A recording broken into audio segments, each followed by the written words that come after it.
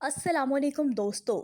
3 नस्लों से फौजी खदमात देने वाले पाक फौज के साबिक सिपह सलार जनरल आसिफ नवाज जंजुआ की प्रोफेशनल लाइफ कैसी थी? उन्होंने 65 और 71 की पाक भारत जंग में क्या खिदमत सर अंजाम दी?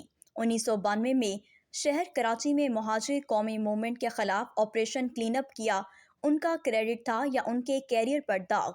जिनापुर और मुहाजिर सूबे की हकीकत क्या थी? कैसे वज़ीर-ए-आज़म Nawaz Sharif army chief general Asim Nawaz को रिश्वत देकर खरीदना चाहते थे?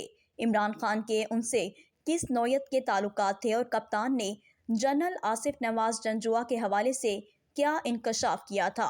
क्या दौरान मुलाजमत जनरल आसिफ की मौत हार्ट अटैक से हुई थी या वाकई उन्हें हुकूमत की ईमा पर जहर देकर मारा गया था?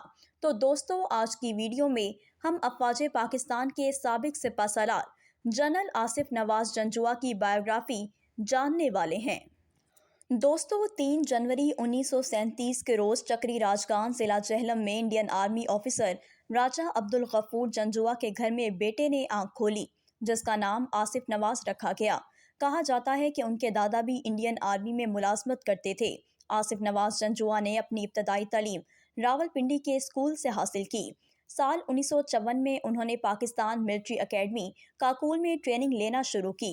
इस दौरान वो बरतानिया की रॉयल मिलिट्री एकेडमी से भी फौजी तरबियत लेते रहे।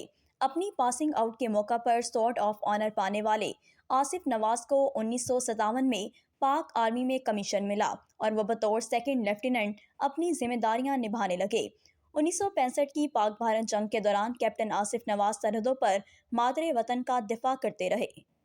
दोस्तों, 1971 तक वो मेजर बन चुके थे और दौरान मुलाजमत उन्होंने अस्करी तालीम और तरबियत भी जारी रखी। वो कुछ अरसे तक command and staff college Quetta रहे, जबकि उन्होंने नेशनल डिफेंस यूनिवर्सिटी से वॉर स्टडीज़ में मास्टर्स किया।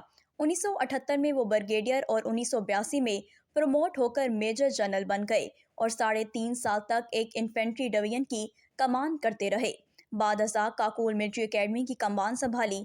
1988 में लेफ्टिनेंट जनरल और मार्च 1991 में उन्हें जनरल बना दिया गया। अपने प्रोफेशनल कैरियर के दौरान जनरल आसिफ नवाज को हिलाले इम्तियाज और सतारा बसालत जैसे अवार्ड से नवाजा गया। 1990 का जनरल इलेक्शन जीतकर पहली मर्तबा वज़ीर-ए-आज़म पाकिस्तान बनने वाले मियां मोहम्मद नवाज शरीफ ने अगस्त 1991 में जनरल आसिफ नवाज जंजुआ को आर्मी चीफ नामजद किया। याद रहे कि जब जनरल आसिफ नवाज जंजुआ को अफवाज पाकिस्तान का सलार बनाया गया तो सीनियोरिटी के लिहाज से जनरल शमीम आलम खान के बाद आते थे। दोस्तों, जनरल शमीम को chairman joint chief of staff नामजद किया गया। आर्मी चीफ का चार्ज संभालते ही जनरल आसिफ नवाज ने अपने बयान में कहा कि मुल्क में जमहूरियत बहाल हो चुकी है और मुसल्लह अफवाज का सियासी मामूलात से कोई वास्ता नहीं। हमें सियासी मामूलात में मुदाखलत से गुरेज करना होगा। यहाँ मैं आपको बताती चलूँ कि अवामी मुस्लिम लीग के सरबराह शेख रशीद अहमद ने अपनी किताब लाल हवेली से अक़वाम मुत्तहदा तक में ये लिखा है कि साबिक army chief general retired Mirza Aslam Beg के बारे में आखिरी वक्त तक यही खतरा था कि कहीं वो मार्शल लॉ न लगा दे। उनके बाद आने वाले आसिफ नवाज जंजुआ भी मार्शल लॉ के चक्रों में थे। जनरल असलम बेग और आसिफ नवाज दोनों इक़्तिदार के कब्जे में यकीन रखते थे। दोस्तों, आपने अक्सर ये सुना होगा कि नवाज शरीफ की किसी भी आर्मी चीफ से ना बन पाई। शायद इसकी एक वजह यह भी है कि कोई भी आर्मी चीफ मियाँ साहब की जी हजूरी को अपनी जॉब नहीं समझता था। यहाँ मैं आपको एक दिलचस्प वाक़या सुनाती हूँ। दोस्तों, वाक़या ये कि कैसे नवाज शरीफ ने वज़ीर-ए-आज़म होते हुए जनरल आसिफ नवाज जंजुआ के ज़मीर का सौदा करने की कोशिश की और उन्हें ख़रीदना चाहा, लेकिन उन्हें नाकामी हुई। जनरल आसिफ नवाज जंजुआ के भाई शुजा नवाज अपनी किताब में लिखते हैं कि army chief general Asif Nawaz Janjua जब माजी में एक बार मरी में उस वक्त के वज़ीर-ए-आज़म मियाँ नवाज शरीफ से मुलाकात के बाद रुखसत होने लगे तो वज़ीर-ए-आज़म अपने रुफ़का के घेरे में उनको कार तक छोड़ने आए तो उन्होंने जनरल साहब से पूछा कि आप कौन सी गाड़ी इस्तेमाल कर रहे हैं। जनरल आसिफ नवाज ने अपनी पुरानी कार की जानिब इशारा करते हुए जवाब दिया, टोयोटा क्राउन। इसके बाद मियाँ साहब ने पंजाबी में कहा, जनरल साहब औंज अहद की गड्डी तानू जचती नहीं। मियाँ नवाज शरीफ ने नई BMW की चाबी जनरल आसिफ नवाज को दी और कहा, आप इस कार के मुस्तहिक हैं। वज़ीर-ए-आज़म नवाज शरीफ का गिफ्ट देकर वो थोड़ी देर के लिए दहशत ज़दा हो गए। फौरी तौर पर उन्होंने चाबी वज़ीर-ए-आज़म के हाथ में वापस करते हुए कहा कि सर, आपका शुक्रिया, میرے پاس جو کار ہے میں اسی سے خوش ہوں۔ بعد ازاں وزیر اعظم کو سیلیوٹ کرتے ہوئے آرمی چیف وہاں سے چلے گئے۔ دوستو، میاں صاحب شاید یہ گفٹ دے کر انہیں خریدنا چاہتے تھے، لیکن جنرل آصف نواز جنجوعہ نے یہ گاڑی لینے سے انکار کر دیا۔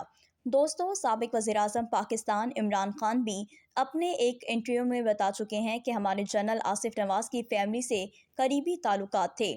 مجھے انہوں نے خود بتایا کہ نواز شریف نے انہیں ایک BMW گاڑی کے عوض خریدنے کی کوشش کی تھی، لیکن میں نے منع کر دیا۔ جلد ہی نواز شریف کا کئی معاملات پر جنرل آصف نواز سے جھگڑا ہو گیا۔ تب ایسا کہا جاتا تھا کہ نواز شریف آرمی چیف پر اعتماد نہیں کرتے اور نہ ہی جنرل صاحب کو میاں نواز شریف پر کوئی یقین ہے۔ ایسا بھی سننے میں آتا رہا ہے کہ میاں صاحب کے قریبی لوگ اور یہاں تک کہ ان کی کیبنٹ کے وزیر بھی آرمی چیف سے ملاقاتیں کرتے اور یہ تجاویز دیتے کہ آپ نواز شریف کا تختہ الٹ ڈالیں، لیکن جنرل آصف نواز کی طرف سے ان سیاستدانوں کو یہی جواب دیا گیا کہ اپنے معاملات کو سیاسی طریقے سے اپنے طور پر حل کریں۔ اندرون سندھ میں ڈاکو راج کے خاتمے کے لیے ہونے والے آپریشن کا کریڈٹ بھی جنرل آصف نواز جنجوعہ کو جاتا ہے۔ دوستو، انہی کے دور میں کراچی میں جرائم پیشہ افراد کے خلاف آپریشن کلین اپ کا آغاز ہوا۔ اس آپریشن کو فوجی اصطلاح میں آپریشن بلیو فوکس کہا جاتا ہے۔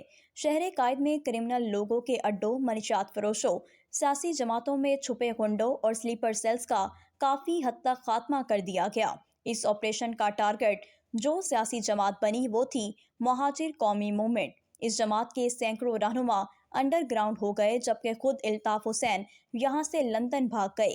اسی دوران جینا پور کے نقشے اور مہاجر صوبے کے حوالے سے بہت کچھ پاکستانی پریس میں چھپتا رہا۔ دوستو، کہا جاتا ہے کہ تب لاہور اور اسلام آباد کی شاہراہوں پر بینرز آویزاں تھے جن پر لکھا تھا کہ آصف نواز ملک بچاؤ، ہم تمہارے ساتھ ہیں، آصف نواز قدم بڑھاؤ، ہم تمہارے ساتھ ہیں۔ تب سول ملٹری تعلقات میں اتنا تناؤ آ چکا تھا کہ روز اخباروں میں یہی اداریے چھپتے تھے کہ ماشاء اللہ آج لگے یا کل۔ تاہم جنرل آصف نواز کے قریبی ذرائع ہمیشہ اس بات کی تردید کرتے رہے کہ ان کا سیاسی حکومت کے خلاف بغاوت یا مارشل لا نافذ کرنے کا کوئی پلان موجود نہیں۔ نواز شریف اور آرمی چیف کے مابین ٹسل چل رہی تھی کہ 8 جنوری 1993 کے روز آرمی چیف جنرل آصف نواز پر پراسرار حالت میں ہارٹ اٹیک کی وجہ سے اچانک انتقال کر گئے۔ دوستو، اس وقت ان کی عمر 56 برس تھی۔ جنرل آصف نواز جنجوعہ کی موت سے قبل اس وقت کے وزیر اعظم کے ساتھ ان کے کئی معاملات پر اختلافات بتائے جاتے ہیں، جو کہ ان کے اہل خانہ کے شک کی ایک وجہ معلوم ہوتے ہیں۔ جنرل صاحب کی بیوہ نے الزام عائد کیا کہ ان کے شوہر کی موت ہارٹ اٹیک کی وجہ سے نہیں بلکہ حکومت وقت نے زہر دے کر قتل کیا ہے۔ تو دوسری طرف شجاع نواز اپنی کتاب میں لکھتے ہیں کہ آج تک فوج اور سیاسی اسٹیبلشمنٹ اس بات کو ماننے کے لیے تیار نہیں کہ فوجی سربراہ کو قتل کیا جا سکتا ہے۔ دوستو، ہماری آج کی ویڈیو اگر آپ کو پسند آئی ہے اور اگر آپ ایسی ہی انفارمیٹیو ویڈیوز دیکھنا چاہتے ہیں تو ہماری ویڈیو کو لائک کریں، شیئر کریں اور ہمارے چینل کو سبسکرائب کریں اور بیل آئیکن کو بھی پریس کر دیں۔